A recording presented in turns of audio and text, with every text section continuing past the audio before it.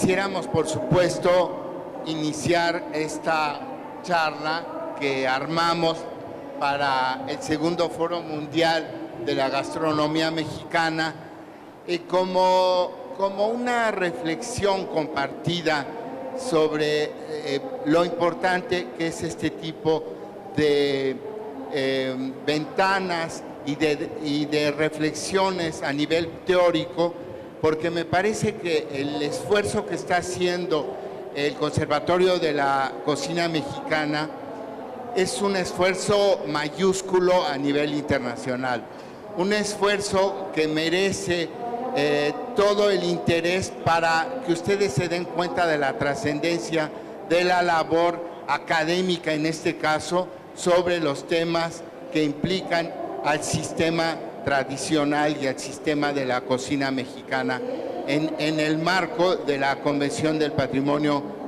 de la salvaguardia del Patrimonio Cultural Inmaterial de la UNESCO. La cocina tradicional mexicana también tiene un pequeño subtítulo que se llama Cocina Tradicional, Comunitaria, Ancestral, Popular y Vigente. Esto no es poca cosa, me parece que es muy importante que ustedes puedan reflexionar y pensar sobre lo que entraña esta serie de conceptos que van acompañando a la premisa de la cocina tradicional mexicana. Es comunitaria porque es quien la transmite de generación en generación y porque es la comunidad quienes son los portadores de esos saberes tradicionales. Es ancestral porque se remonta hasta el origen de este territorio mesoamericano. Es popular porque está en el corazón y en el alma del pueblo, y es vigente porque está todavía viva, y estamos hablando de patrimonios vivos. Esto me parece también relevante porque cuando se inscribió en el año 2010 la cocina tradicional mexicana, también los franceses pudieron inscribir e incorporar a la lista representativa de esta convención los modos de comer, los modos de mesa de la cocina francesa. Le repas gastronomique français, como se titula en su lengua original. Pero en esta postulación de Francia, me recuerdo que hacían alusión a la importancia que para ellos tiene el proveerse de buenos productos, y hay en algún guiño que tiene ese video un poco como los cocineros o las amas de casa se acercan al mercado y lo toman así muy de refilón, pero a mí me parece que es fundamental que sepamos cuál es el origen, cuál es la historia, cuál es el desarrollo de estos mercados para poder entender delante de cuáles son los elementos que nos vamos a enfrentar, sobre todo ustedes como actores fundamentales de la salvaguardia de este elemento tan importante como es la cocina tradicional mexicana. Yo he preparado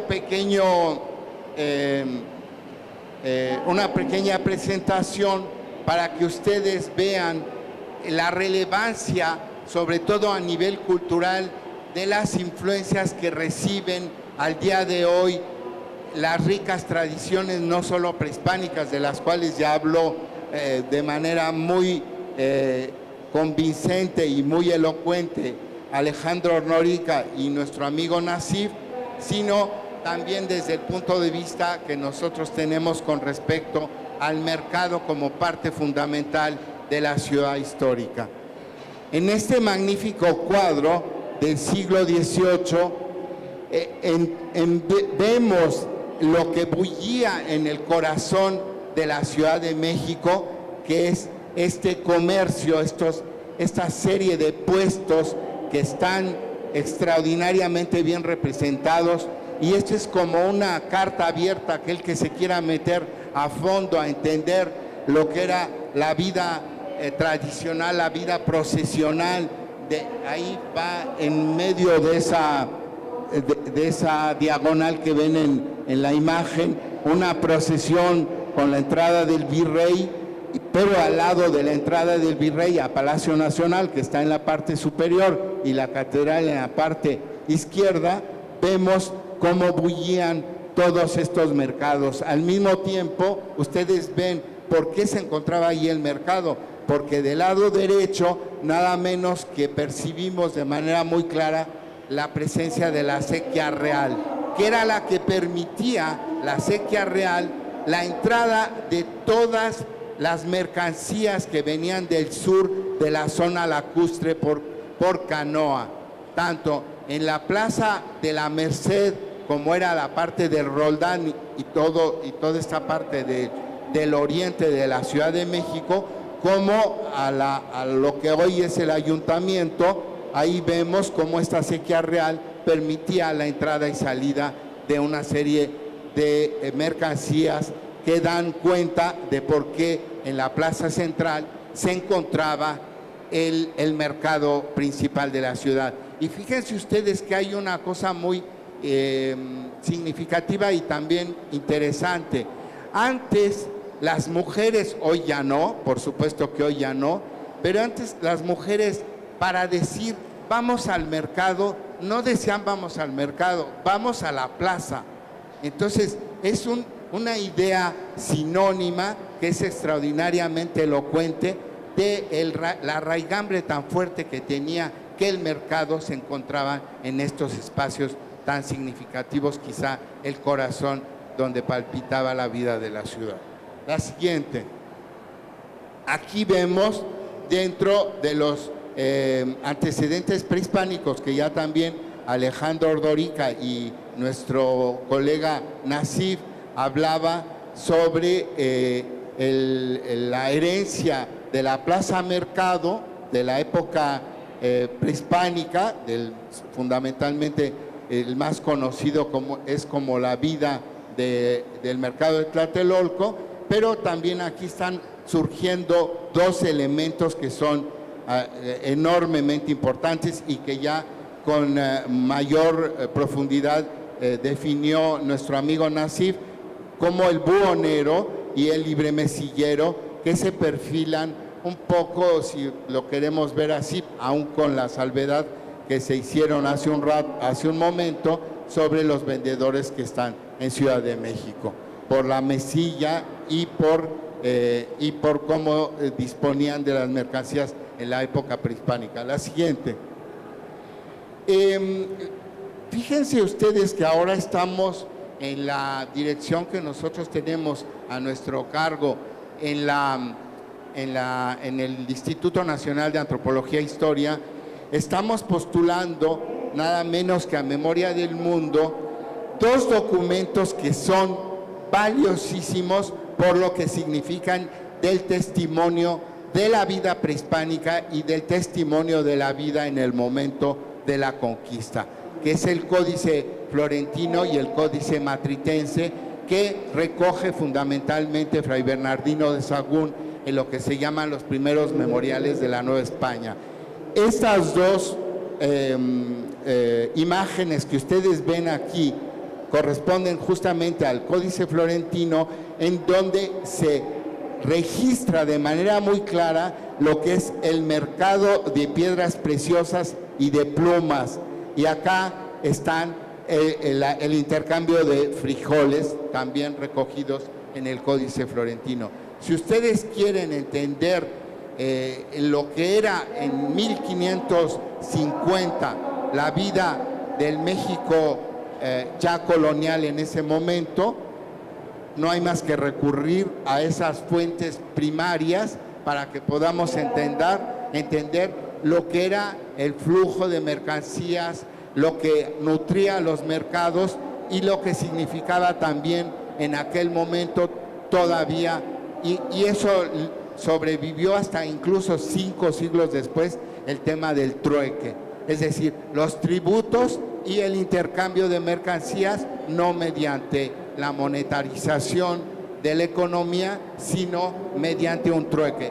yo todavía pude en mis mocedades acudir al mercado de Oaxaca, de la ciudad de Oaxaca, y un día me estuve como 3 horas ahí observando lo que sucedía en ese mercado, que es magnífico, un mercado, por cierto, de estructura de hierro de la época porfiriana, y en ese mercado, aunque había digamos, una transacción a través de la moneda, también había una cantidad de trueque impresionante, con lo cual muestra que este tipo de prácticas eran bastante, era lo más frecuente en aquel momento. Y aquí estamos pues hablando de cómo va evolucionando el tema del buhonero y de los mesilleros. La siguiente. La siguiente. Miren, este extraordinario cuadro que existe en el Museo Nacional de Historia del Castillo de Chapultepec y que es una verdadera maravilla, muestra lo que era el mercado en 1766. Ahí estamos viendo cómo las mercancías que habían de los pescados, de las frutas, de las bananas, de los frutos tropicales que llegaban de las tierras bajas de México al altiplano central, podemos adivinar, más que adivinar, lo podemos percibir con enorme claridad. Había bebidas, había frutas como el mamey, el chicozapote, la chirimoya, etcétera, etcétera, los granos, y este es un verdadero regocijo en un cuadro espectacular que existe en este lugar. Y ahí vemos cómo los mercados prehispánicos seguían todavía latiendo de alguna manera a lo largo de todo este tiempo en la colonia. La siguiente. Ya se habló de la Plaza Mercado, de la influencia virreinal, en donde se mezclan dos formas diferentes de concebir y realizar la actividad, la azteca y la española, y yo diría más que la azteca, la prehispánica, y cómo van a armonizarse de alguna manera durante los 4 o 5 siglos posteriores. En aquel cuadro de Diego Rivera se ve también cómo él reproduce, cómo él recrea lo que pudo haber sido el ambiente del mercado en Tlatelolco, incluso con una mujer que en algún momento dado tenía costumbres ligeras y que aparece en primer lugar, en donde también formaban parte de todo ese rico panorama que latía en este lugar. Y luego acá vemos una litografía que después fue suprimido, el mercado de la Plaza del Volador en el siglo XIX por Santana. Yo quisiera hacer simplemente un apuntalamiento de lo que dijo nuestro amigo Nasif, que decía que era la Plaza de los Voladores de Papantla. En realidad es la ceremonia ritual de voladores, y efectivamente allí había un palo volador, pero como el gobernador de Puebla ayer dijo que son voladores de Cuetzalan, en realidad no hay que ponerle ninguna acepción de un lugar específico, porque son de la zona en el sentido más amplio del Totonacapan y se extendían más allá de esas fronteras culturales, con lo cual me parece que es importante que vieran cómo durante todo el periodo prehispánico y el colonial, en ese espacio libre se hacía una danza del palo volador o una ceremonia ritual de los voladores. La siguiente. Aquí vemos cómo todavía una antigua fotografía nos da cuenta de toda la animación que había en el mercado del volador, con estos tipos de vestigios que son realmente extraordinarios para poder ir a analizarlos de manera más clara. La siguiente. Esta es otra visión, y ya ven que a cielo abierto esto se llamaba tianguistli, y de ahí deriva la palabra tianguis, porque eran vendedores que estaban desprotegidos y estaban fuera de toda protección del sol y la lluvia. La siguiente. Aquí entramos a otro aspecto que se ha tocado muy poco, ya se tocó pero no se dijo con enorme énfasis, que es la vertiente asiática. El comercio con Oriente, permitido en base al ir y venir de la flota de la nao de China, permitió que, o el galeón de Manila, permitió que se instalara el parián.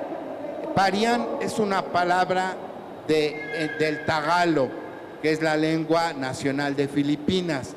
Aquí también en Puebla hay un parián, lo cual demuestra, y se instaló este parián al lado occidental de la Plaza Mayor, enfrente. Allá estamos viendo el ayuntamiento y acá estamos viendo los portales de mercaderes. Este parián sobrevivió todavía hasta principios del siglo XIX, y ahí se instalaron los comerciantes de Filipinas, que también era conocido como gremio de chinos. ¿Por qué gremio de chinos? Porque fundamentalmente eran los chinos quienes se encargaron de todo el comercio, incluso en Filipinas. Entonces, esa presencia la teníamos muy clara en la época colonial, en todo el virreinato de Nueva España. La siguiente. Aquí el parián era un edificio cuadrado con 4 filas de cajones, es decir, de puestos, llegadas a los extremos por corredores porticados de oriente a poniente.